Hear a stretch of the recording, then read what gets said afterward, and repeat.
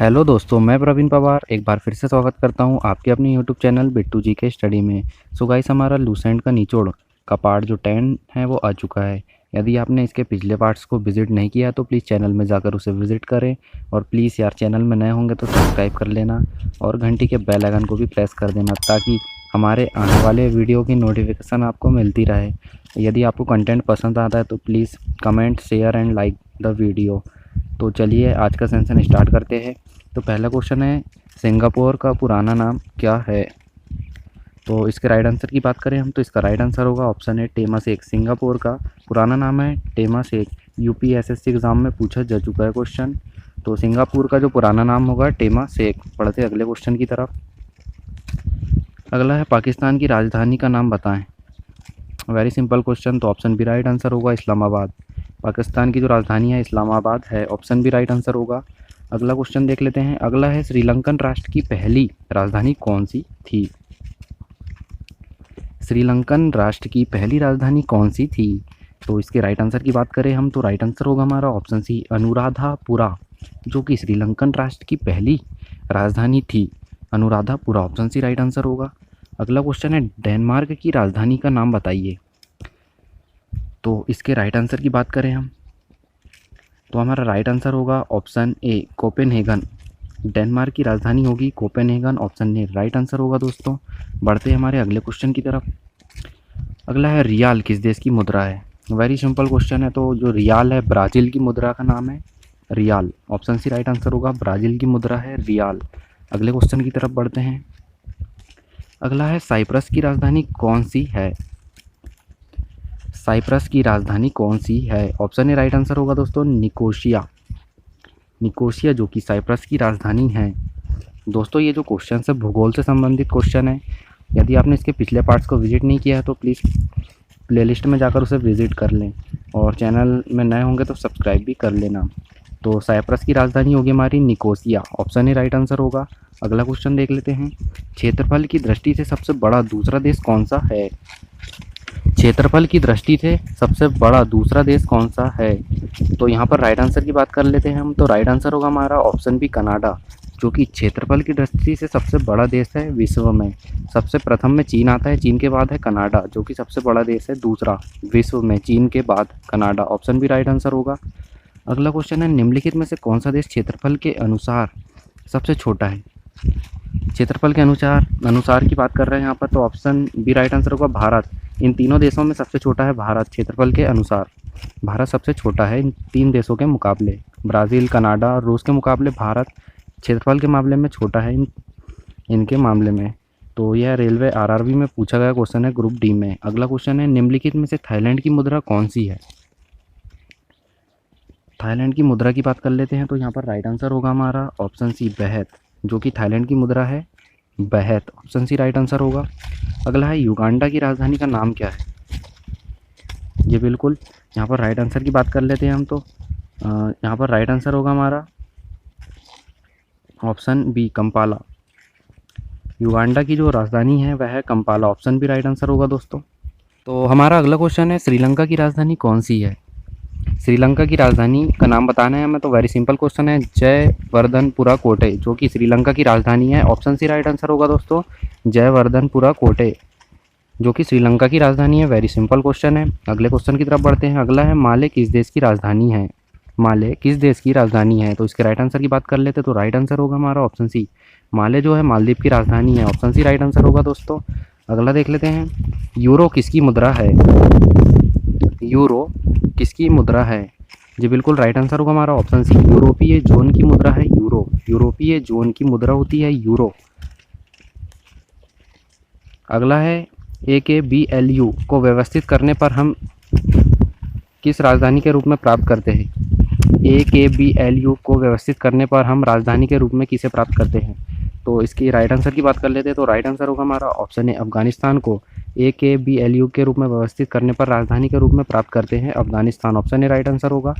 अगला है, निम्नलिखित में से कौन सा एक महत्वपूर्ण शहर नील नदी के तट पर स्थित है? निम्नलिखित में से कौन सा एक महत्वपूर्ण शहर नील नदी के तट पर स्थित है? दोस्तों, इसके राइट आंसर की बात कर लेते हैं हम तो राइट आंसर होगा हमारा ऑप्शन बी, सिकंदरिया।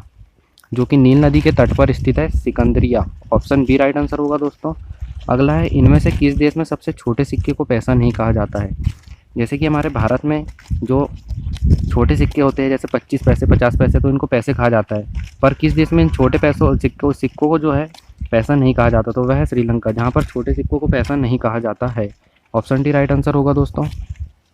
अगला है, भूटान का साम्राज्य हिमालय में स्थित है। तो भूटान का साम्राज्य किस हिमालय में स्थित है? तो यहाँ पर राइट आंसर की बात कर लेते तो राइट आंसर होगा हमारा ऑप्शन बी, पूर्वी हिमालय में स्थित है। पूर्वी, भूटान का साम्राज्य पूर्वी हिमालय में स्थित है। ऑप्शन बी राइट आंसर होगा दोस्तों। अगला है, चीन में निषिद्ध शहर कहाँ पर स्थित है? चीन में निषिद्ध शहर कहाँ पर स्थित है? तो यहाँ पर राइट आंसर होगा हमारा ऑप्शन बी, बीजिंग में स्थित है। चीन में निश्चित शहर बीजिंग में स्थित है। ऑप्शन बी राइट आंसर होगा।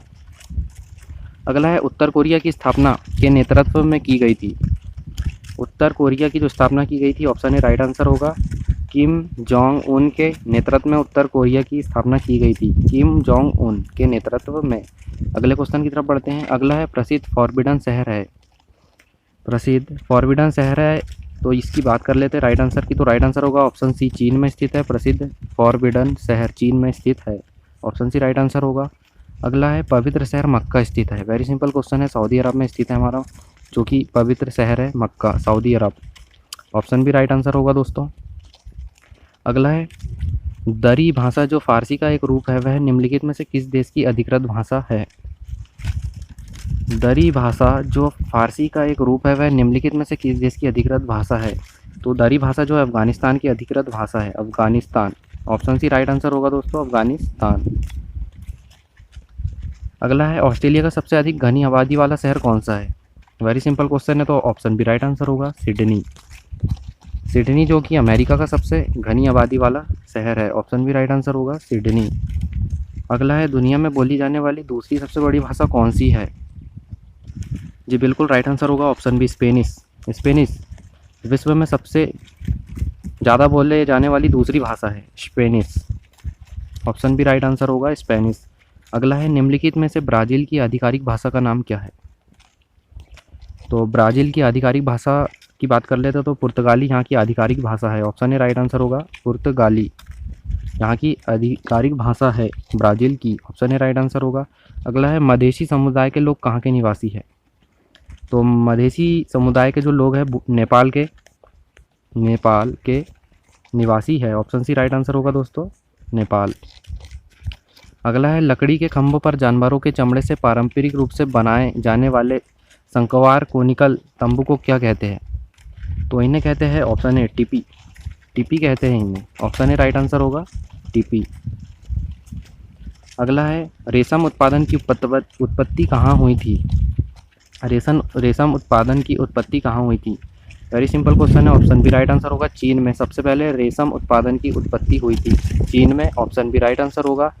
अगला है, निम्नलिखित विकल्पों में से उस एक को चुने जो भिन्न है। तो यहाँ पर चावल भिन्न होगा हमारा तीनों के मुकाबले, चावल।